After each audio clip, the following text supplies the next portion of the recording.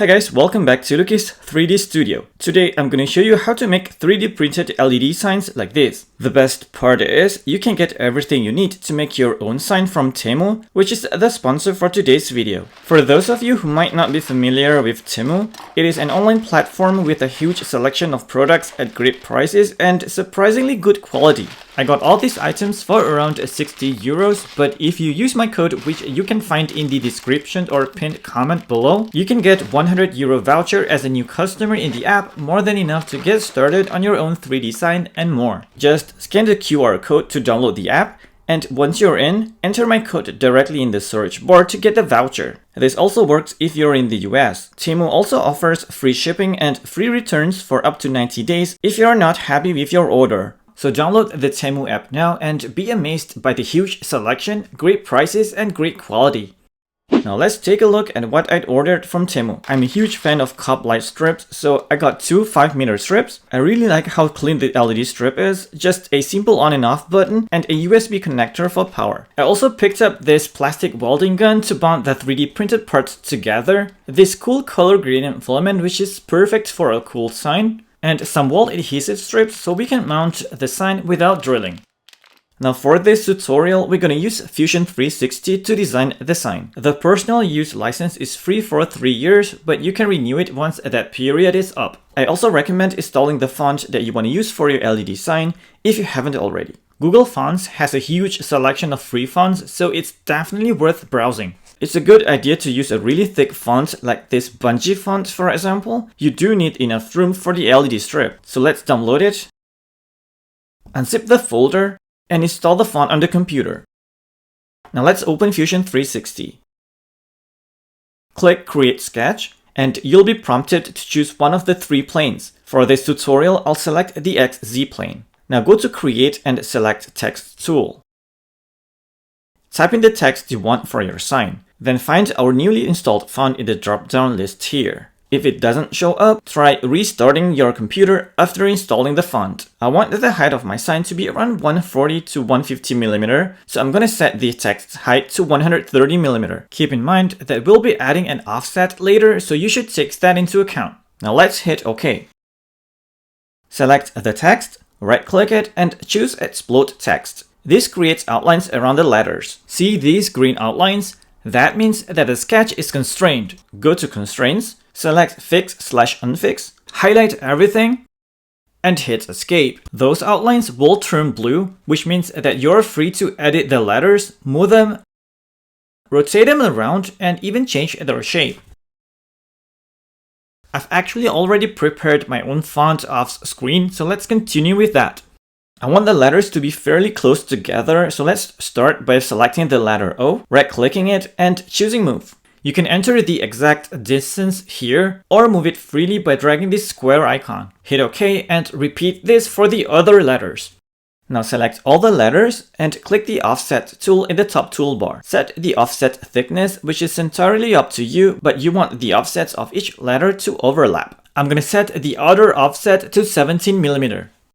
For letters like O, D, P, and so on, make sure the offset of the inner circle goes towards the inside of the circle, not outward. At this point, things might look pretty messy, so I like to hide points, dimensions, and constraints by unchecking these boxes here. I'm also gonna clean things up by using the trim tool to remove any lines I don't need.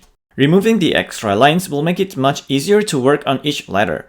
I also like to draw my own lines separating the letters, since I'll be printing each letter individually due to the size limit of my printer. You could cut them in the slicer, but I prefer doing it here since it gives me more control. Next, let's create the inner offset of each letter. Use the Offset tool to set the offset to 1.2 mm. In my case, it's the negative direction, but if it doesn't look right, try switching to the positive direction. For letters like O, D, P, and so on, make sure the inner offset of the circle goes in the opposite direction, which is away from the circle.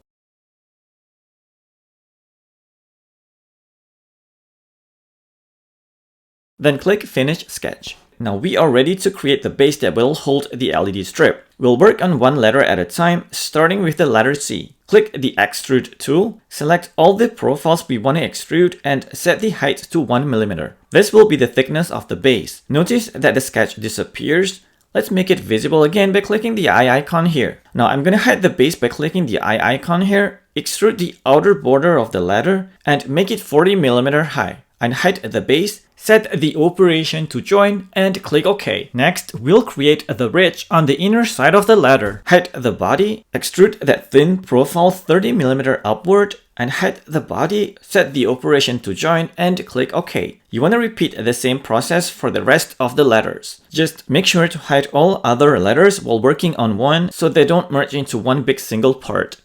Once that's done, hide the body folder, right-click our sketch, and select Edit Sketch. Now draw a few rectangles to create holes where the letters connect so we can pass the LED strips through them. I will also add a smaller hole here where the LED strips enter the first letter. Hit Finish Sketch, click Extrude, select all the rectangles except for the smaller one, unhide the body folder, set the offset to 1mm, and extrude 20mm upward. That gives us enough room to fit the LED strip through. Set the operation to cut and click OK. For that smaller hole, I'm gonna extrude that to 8.5mm, which is slightly wider than my LED strip. Now let's create the caps for our letters, starting with the letter C. Hide the body folder, click Extrude, select the letter profile including this thin profile, then unhide the body folder. For better visibility, let's set the offset to 100mm. Extrude 20mm downward, which is the negative direction, and click OK. To make sure the cap isn't too tight, we will add a small tolerance. I've found 0.05mm works really well, but you can reduce it or skip this step entirely if you want a tighter fit. To add that tolerance, select the part, press S, type in offset face, and select it. You only want to shave off 0.05mm from the walls, so deselect the top and bottom faces and enter 0.05mm in the negative direction. I recommend doing a few test prints to see which one you like best. Make sure to let the printed parts to cool down completely before doing the fitting test. If you ever want to change the tolerance later, just find the offset face operation in the timeline, double click it, and enter a new value.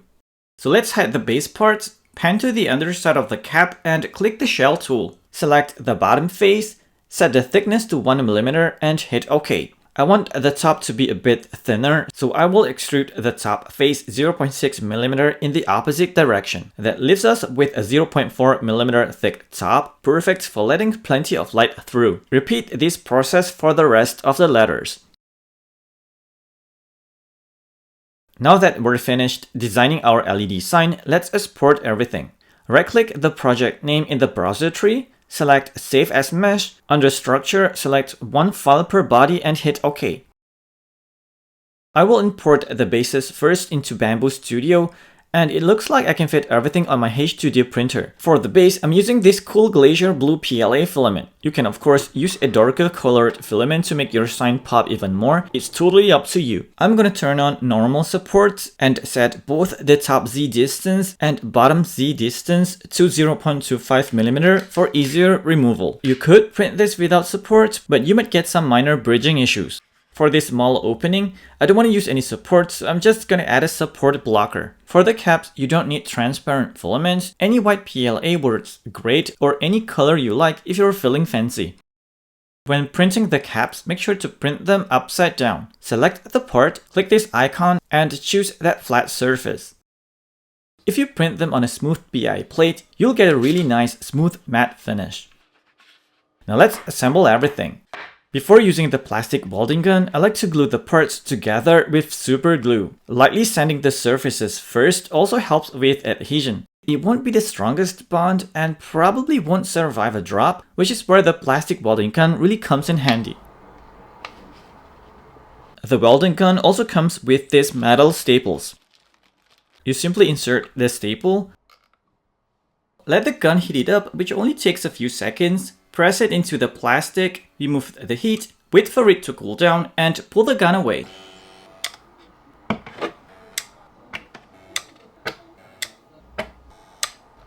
Now grab a pair of cutting pliers and trim off the metal pins sticking out from the staples.